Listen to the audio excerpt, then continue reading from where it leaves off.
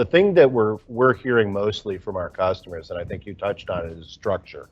A lot of times they're coming to us and saying, hey, listen, I don't know what to do. I need security, but I don't know where to start. I don't know what to do, and those kinds of things. And so what we counsel them is to start to adopt the framework, so that gives you a process, and then also a compliance framework to attach to it as a way of saying, hey, at least a governing body is determining all of the things that you really should be concerned about. And so let's prioritize the work items that you have to be able to be more compliant to that compliance framework, and it kind of gives you a comfort level and a structure and a workflow for you to go through to get your overall cloud posture squared away. Yeah, this is super powerful because from my experience of seeing a number of customers, they blocked and they just unable to kind of really move those crown jewels of things that they want to move, like core line of business, into the cloud, because they just haven't put those guardrails in place. And so understanding what those compliance frameworks are, putting those measures in place to say, hey, now you can start, let's move those things, because you know that it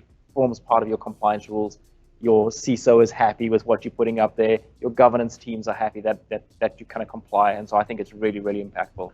Again, you mentioned something that I think is really important, and that is that knowing what they have there. Almost all the time whenever we talk to C-level or VPs, they're saying, oh, we know what's going on in the cloud. We got a good idea of that. And then we meet with the individual contributors. We attach and they go, oh my God, I didn't know we were doing that. Holy cow, where did this come from? Yeah. And so it really does, it's a great way for them to be able to get a better structure around it.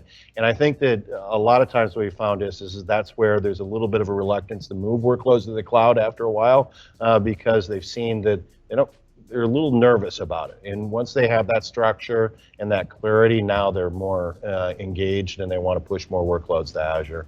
Yeah, so the cloud, I should say, by the way. Yeah, our governance framework covers everything from kind of building out those risks to helping customers define what compliance policies they need to adhere to. How do we then monitor and remediate against that if anything breaks? And that gets instrumented through these 5 key disciplines, through cost, security, identity, resources, and deployment.